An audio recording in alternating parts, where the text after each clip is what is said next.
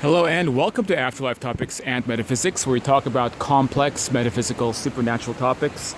And tonight, as I look at all of these statues of leaders and heroes throughout history here in Skopje, the capital of North Macedonia, walking around at night, that's had me thinking a little bit about the topic of reincarnation. You know, you look at all these statues of ancient heroes and leaders, whether it's from the church or from ancient Greek or Macedonian eras, makes you think about, what these people are doing now.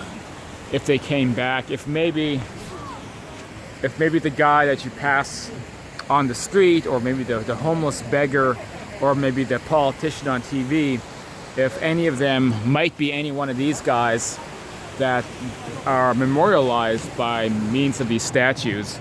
And it does make you think a little bit about what the motivations are for wanting to reincarnate, in the sense that you have and I don't mean this in a negative sense, but you have an attachment to the place that you came from.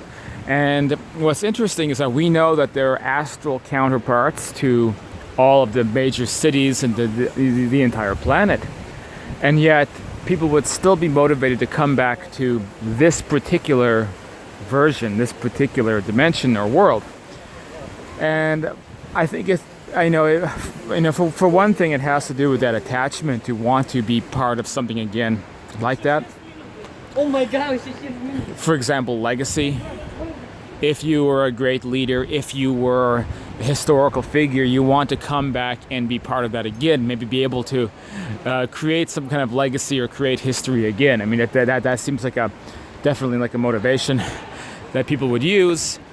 And in many ways you could say that is a little bit more of a nicer motivation, if you want to say that, because I think most people reincarnate because they have an intense shame or an intense guilt about something, and then they have what we loosely call karma, which we could also call guilt, that sends them back, that they want to come back and make amends for something that they once did, and that they feel the only way to get over that is to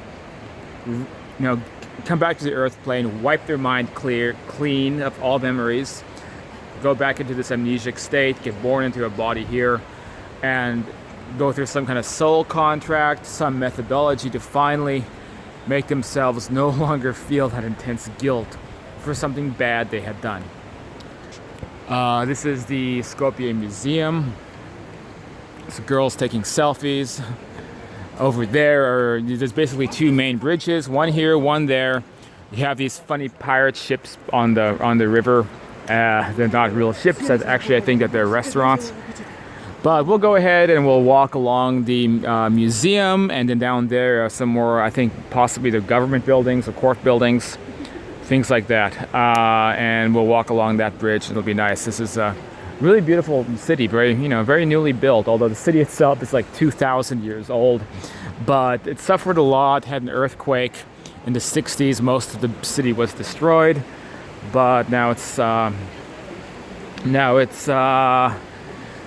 basically rebuilt and, really beautiful. I love the statues. But anyway, and if you like this subject, if you like what we're talking about, please hit that subscribe button, go down there, hit the share button, hit the like button.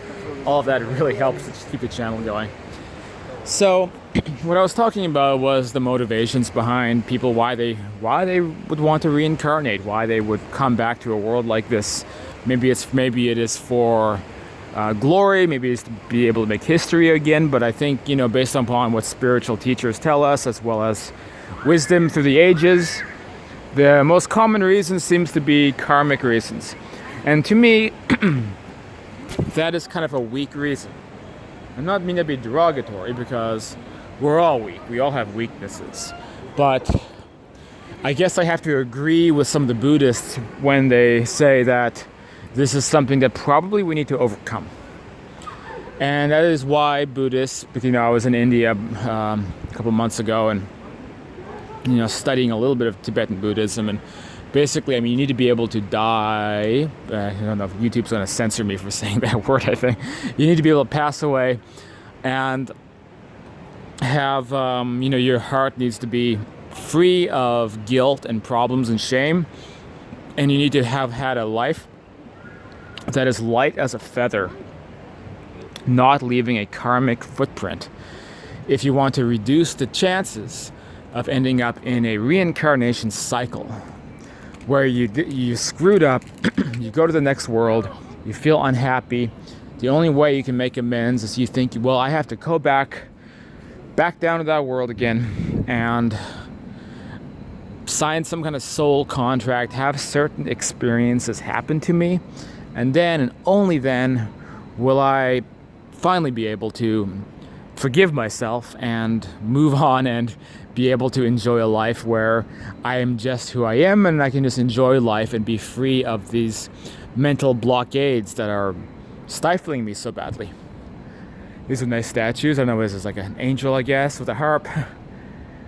A Roman maiden, maybe a Grecian maiden, I don't know. It used to be a Roman city a couple thousand years ago called Skopje, before it was Skopje. That's one of the world's biggest crosses up there in the mountain, if you can see it. But anyway, so you have to try to pass away without leaving behind a karmic footprint. But so I think my main point is I can see reincarnation happening because somebody wants to take a challenge, make a difference, sign up to something where they're helping the world or making history, leaving behind a legacy, the fun, the adventure, all of those reasons.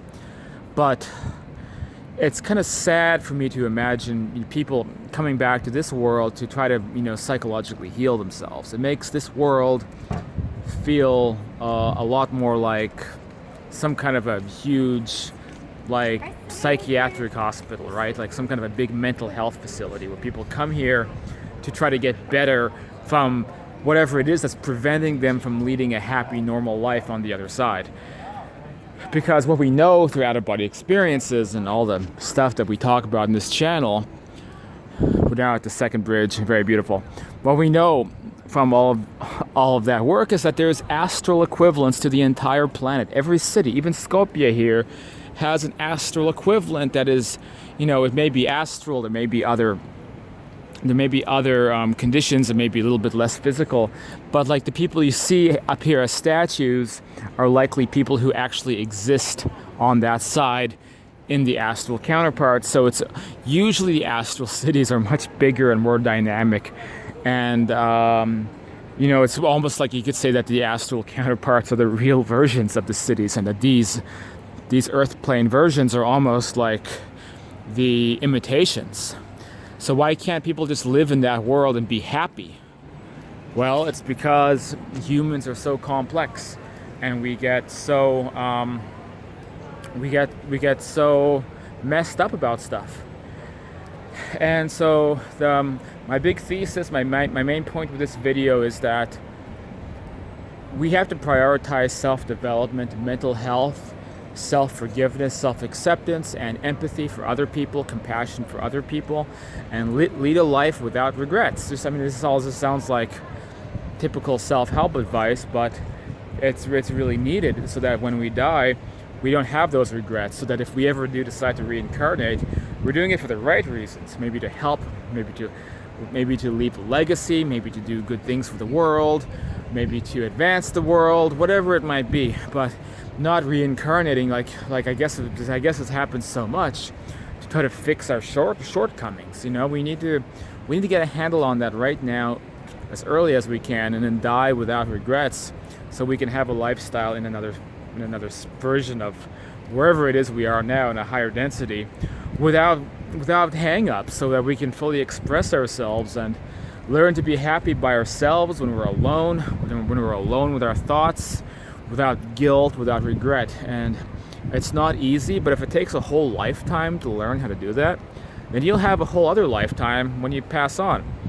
I have to go soon because I'm almost out of space on the camera, but according to Paramahansa Yogananda, and I don't know if it's accurate or not, but a lifespan on the astral version of this world is like 400, 500, 600 years, until that individual basically moves on to some other world, goes to a higher plane, fully reincarnates their whole soul, all comes back here, goes to a different planet, whatever it is. But if you use Earth terms, then our life on the astral plane is hundreds of years longer than our life here. So that's what we have to look forward to if we can just get it right here. So it's something to work on. This is Cyrus. Thanks for watching. If you like this, head to the website afterlifetopics.com, get involved, join the Facebook group, or throw me a couple of bucks on the Patreon. I really appreciate that if you do. Okay, talk to you next time.